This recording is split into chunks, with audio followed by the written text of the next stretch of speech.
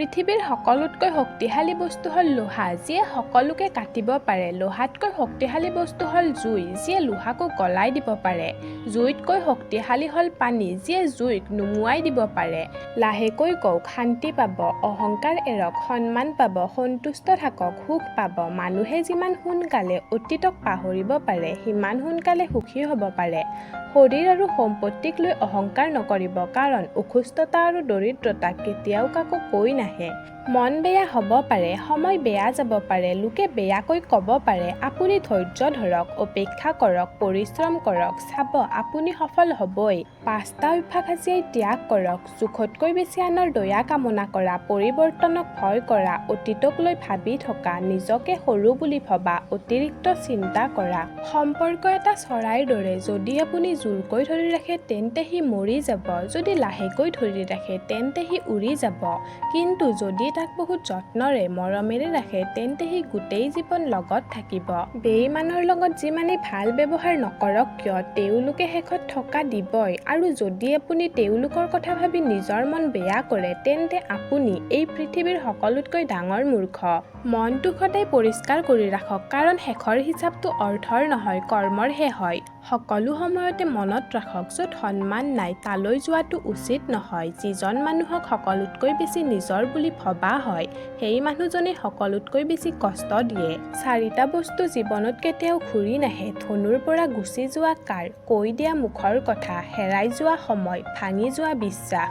আপুনি নিজৰ কাৰণে যি কৰিব সেইটো আপোনাৰ লগতেই গুচি যাব, আৰু আপুনি আনৰ কাৰণে যি কৰিব সেইটো সকলোৰে মনত চিৰজীৱন থাকি যাব। ইচ্ছাবোৰ বৰ অদ্ভুত, পুৰণি হ'লে সলনি হৈ যায়, আৰু পূৰণ নহ'লে বৰ কষ্ট দিয়ে। নাৰীৰ ভালপোৱা তেতিয়াহে বুজি পোৱা যায় যেতিয়া পুৰুষৰ কাষত একো নাথাকে, আৰু পুৰুষৰ ভালপোৱা তেতিয়াহে বুজি পোৱা যায় যেতিয়া পুৰুষৰ ওচৰত সকলো থাকে। সৌন্দৰ্য কেতিয়াও চৰিত্ৰতকৈ ডাঙৰ হ'ব নোৱাৰে। 3জন মানুহৰ ঘৰত কেতিয়াও নাযাব: যিজনে ডাঙৰ অপৰাধ কৰে, যিজনে আপোনাক অপমান কৰি কথা কয়, যিজনে মানুহক সন্মান নকৰে, নিজকে বহুত উচ্চ বুলি ভাবে।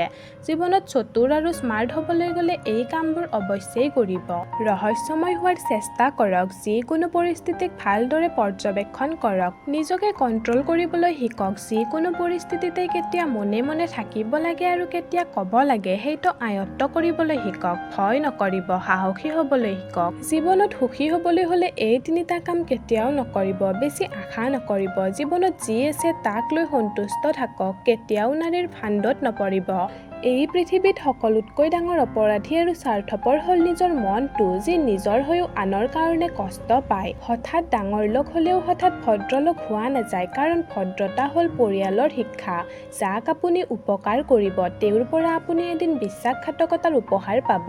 আজিকালিৰ সম্পৰ্কবোৰ অদ্ভুত। কথা পতা হয় ফোনত, দেখা হয় ভিডিঅ' কলত, আৰু অভিমান প্ৰকাশ কৰা হয় ষ্টেটাছত, আৰু সম্পৰ্ক শেষ হয় ব্লকত। আৱেগৰ পথত নচলি বিবেকৰ পথত চলক, দেখিব আপুনি আপোনাৰ জীৱনটোক সুন্দৰকৈ গঢ়িব পাৰিছে। কাৰণ এই পৃথিৱীৰ শ্ৰেষ্ঠ আদালত হ'ল মানুহৰ বিবেক। সমস্ত গুণো কম পৰি যায় কাৰোবাক আপোন কৰাৰ বাবে, আৰু এটা দোষেই যথেষ্ট কাৰোবাক হেৰুৱাৰ বাবে। ভিডিঅ'টো যদি ভাল লাগিল তেন্তে লাইক, কমেণ্ট, শ্বেয়াৰ কৰিব, আৰু চেনেলটো ছাবস্ক্ৰাইব কৰি দিবলৈ নাপাহৰিব। ধন্যবাদ।